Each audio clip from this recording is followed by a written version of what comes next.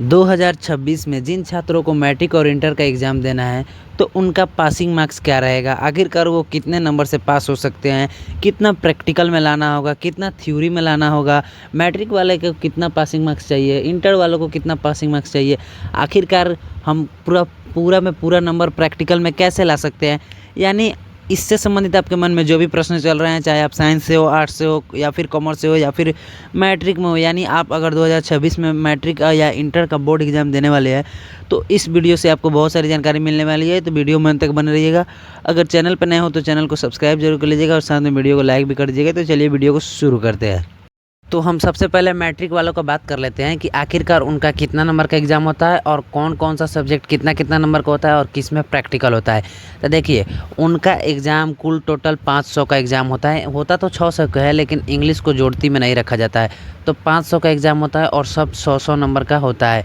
इस 500 के एग्ज़ाम में 2 प्रैक्टिकल सब्जेक्ट होते हैं, एक आपका साइंस होता है, दूसरा आपका सोशल साइंस होता है। साइंस का मतलब विज्ञान और सोशल साइंस का मतलब सामाजिक विज्ञान, जिसमें 20-20 नंबर प्रैक्टिकल दिया जाता है और ये प्रैक्टिकल का नंबर आपके अपने ही स्कूल से प्राप्त होते हैं, 20-20 नंबर। और इसमें कोई भी थ्योरी नहीं होता है, मैट्रिक वालों में कोई भी थ्योरी नहीं होता है। ये 20 नंबर जो आपका प्रैक्टिकल है वो आपके अपने ही स्कूल से प्राप्त होते हैं, चाहे वो आपको 20 नंबर दें या फिर जितना उनकी मर्ज़ी उनके हिसाब से दें, लेकिन 20 से अधिक नहीं दे सकते हैं, 20 से नीचे भी दे सकते हैं, 20 तक दे सकते हैं। और इसमें पासिंग मार्क्स का आपका मतलब फार्मूला रहता है कि आपको इसमें कम से कम 30 मार्क्स लाना है। यानी आपको प्रैक्टिकल का 20 नंबर मिलाकर और आपका जो एग्ज़ाम हो रहा है, जो एग्ज़ाम होता है बाकी 80 नंबर का, उसमें मिलाकर कुल टोटल आपको 30 नंबर आना चाहिए, तो ही जाकर आप मैट्रिक में पास कर सकते हैं। और इस बात को ध्यान में रखिए, जिसमें प्रैक्टिकल है और जिसमें प्रैक्टिकल नहीं है, इन दोनों में मिलाकर आपको 30 नंबर लाना है। ऐसा नहीं कि केवल प्रैक्टिकल वाला में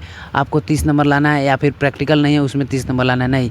आपको जितना भी सब्जेक्ट लिए हैं उस सभी सब्जेक्ट में 30 नंबर होना चाहिए, तो ही आप पास हो सकते हैं, वरना मैट्रिक में आप पास नहीं हो सकते हैं। क्योंकि इसमें यही बिहार बोर्ड का नियम है और इसी तरह हर साल का फार्मूला होते आ रहा है, हर साल निभाया जा रहा है इसी पैटर्न पर।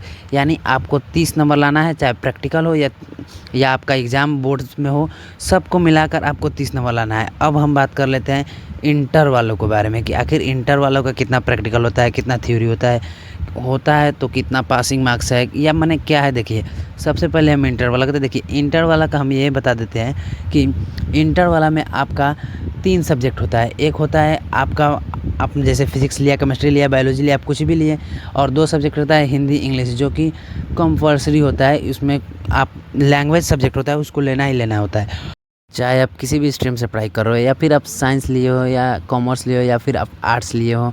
यानी आप तीनों में से किसी भी स्ट्रीम से अगर लेकर पढ़ाई कर रहे हैं तो आपको हिंदी इंग्लिश रखना ही होगा। कोई ऐसे छात्र है जो हिंदी इंग्लिश नहीं रखना चाहते तो वो हिंदी और इंग्लिश के जगह पर कोई अदर लैंग्वेज सब्जेक्ट यानी उर्दू और फारसी उर्सी जो जिनको जो पसंद वो ले सकते हैं, बट 2 लैंग्वेज सब्जेक्ट आपको रखना ही होगा। बाकी का आप 3 सब्जेक्ट अपना साइंस लेते हैं तो साइंस के अनुसार, और आर्ट्स लेते हैं तो आर्ट्स के अनुसार, और कॉमर्स लेते हैं तो कॉमर्स के अनुसार हो जाएगा। और इसका ये जो आप दोनों सब्जेक्ट हिंदी इंग्लिश लेते हैं, इसमें 30 नंबर का प्रैक्टिकल आपको नहीं मिलता है। बाकी ये जो आपको 3 सब्जेक्ट है, इसमें कोई सब्जेक्ट में प्रैक्टिकल 30 नंबर का मिलता है आपके अपने ही स्कूल से। इसमें 30 नंबर का प्रैक्टिकल मिलता है। बाकी हिंदी इंग्लिश में पूरा 100 नंबर का एग्ज़ाम होता है, इसमें प्रैक्टिकल नहीं मिलता है। अब हम बात कर लेते हैं कि आपको अपने स्कूल से कितना प्रैक्टिकल में नंबर लाना होगा तो आप पास हो जाएंगे, और कितना आपको बोर्ड एग्ज़ाम से कुल टोटल नंबर लाना होगा तो आप पास हो जाएंगे, यानी आप पास हो ही जाएंगे। तो देखिए, सबसे पहले हम बात कर लेते हैं। देखिए, आपका 30 नंबर का तो स्कूल में मिलता है और 70 नंबर का आपका बोर्ड फाइनल परीक्षा होता है। जो प्रैक्टिकल वाला सब्जेक्ट होता है उसका मैं बात कर रहा हूँ। तो देखिए, मान लीजिए कि आपने ज्योग्राफी लिया हुआ है, तो ज्योग्राफी का 30 नंबर प्रैक्टिकल का स्कूल से आने वाला है और 70 नंबर का बोर्ड में एग्ज़ाम होगा।